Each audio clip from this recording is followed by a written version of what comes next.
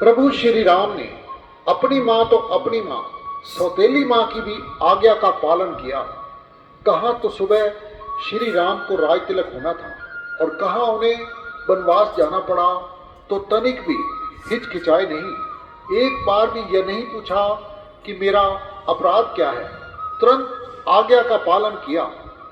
पिता जो उस वक्त दुविधा में थे कि एक तरफ कैकेयी को दिए वर पूरे करने थे, क्योंकि रघुकुल रीत सदा चली आई, रघुकुल रीत सदा चली आई, प्राण जाए पर वचन न जाई, तो दूसरी ओर अपने अति प्रिय पुत्र को वो देश निकाला कैसे देंगे, इसी दुविधा संकोच में थे। किंतु दशरथ नंदन श्री राम ने उन्हें दुविधा से निकाल स्वयं ही वनवास के लिए चल दिए।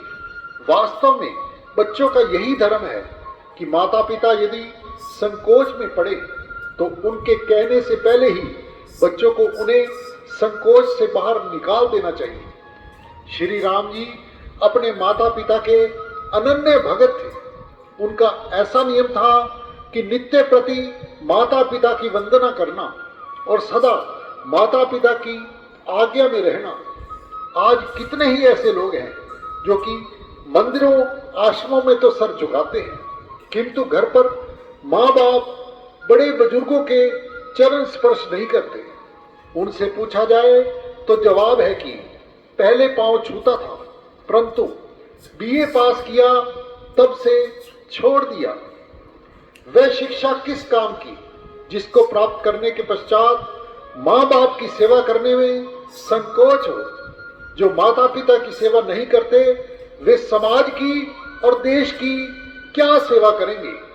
वह तो मानो पढ़े लिखे गंवार हैं। तो जब हम बार बार किसी से मिलेंगे, राम राम जी करेंगे, तभी तो हम श्री राम जी के पद चिन्हों पर चलकर माता पिता की सेवा कर पाएंगे। राम दरबार में अश्वमेध यज्ञ के बाद सभा का आयोजन हुआ तो दूर दूर से आए राजे महाराजे बैठे थे। वहीं गुरु विश्वामित्र जी पधारे तो वहां काशी नरेश सुकंत जी को नारद जी ने इन्हें पहले ही ना प्रणाम करने के लिए उकसाया था, तो वह बैठे रहे। जिस पर मुनि विश्वामित्र जी क्रोध में आकर श्री राम से बोले कि आपकी सभा में मेरा अपमान हुआ है। प्रभु ने पूछा, आपका अपमान कौन कर सकता है, मुझे बताओ, मैं उसे प्राण दंड दूंगा। तब गुरु बोले, पहले अपने किसी प्यारे की कसम खाओ। तब श्री राम ने हनुमान जी की कसम खाई तो मुनि जी ने बताया कि उनका अपमान काशी नरेश ने किया है। जब पूछने पर नरेश ने माना, तब श्री राम ने गुरु से कहा कि कल शाम रात्रि से पहले इनका मस्तक आपके चरणों में होगा। यह सुन काशी नरेश घबराकर नारद जी के पास गए। बोले कि आज मेरी रक्षा तीनों लोकों में नहीं हो सकती, क्योंकि संत त्रिलोकीनाथ ने ही मेरे वध का प्रण लिया है। तब नारद जी ने सुझाया कि मां अंजना जी तेरी रक्षा करवा सकती है। तभी वह दौड़ा दौड़ा मां अंजना जी के पास गया और प्रार्थना करने लगा।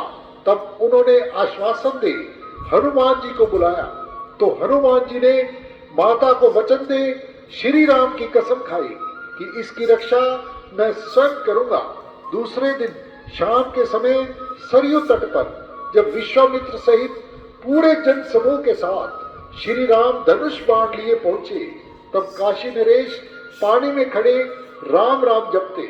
उनके आगे महावीर गदा लिए खड़े मिले तो श्री राम जी ने हनुमान जी से कहा कि नरेश के आगे से हट जाओ, आज इसका मस्तक गिरेगा, मैंने तेरी कसम खाई है। तब हनुमान जी बोले, इसे बचाने की मैंने आपकी कसम खाई है। तब तो इसका हल युद्ध ही है। अब राम हनुमान युद्ध आरंभ हुआ। इधर से श्री राम जी ने भीषण बाण छोड़ा, उधर से हनुमान जी ने जय श्री राम का उद्घोष छोड़ा। बाण निष्फल हो लौट आया, जिसे देख विश्वामित्र जी बोले, बस। उनका बस कहना था श्री राम जी रुके। तभी नारद जी ने नरेश को इशारा किया। उन्होंने अपना मस्तक गुरु के चरणों में झुका दिया। मुनि प्रभु से बोले, बस अब मैंने राम नाम का प्रताप देख लिया है। मैं तो चला वनों को, वहां अब केवल मैं राम राम की ही धुनी रमाऊंगा। जा इसलिए रहा हूं ताकि आपकी एक ही छवि मेरे मन मंदिर में बस जाए। राम रावण युद्ध के दौरान जब श्री राम बाण द्वारा रावण का सिर काटते, तभी उस पर दूसरा सिर लग जाता। असल में रावण था तो बड़ा विद्वान, किंतु उसके मन में विषय वासना भरी थी, जिसे मिटाना अवश्य था। तभी तो रावण की मुक्ति हो पाती। इसलिए श्री राम ने रावण के दिल में तीर मारा, तभी वह मारा। दरअसल हम सब के दिलों में वासनाओं ने डेरा डाल रखा है, जिसके मिटाने के लिए हमें राम राम की औषधि चाहिए, जिसका आज के युग में सरल उपाय है कि जब भी हम किसी से मिलें अथवा फोन करें तो बार बार राम राम जी करें। इन्हीं शब्दों के साथ मैं अपनी वाणी को देता हूं विराम। श्री सनातन धर्म संगठन पानीपत की ओर से आप सबको राम राम।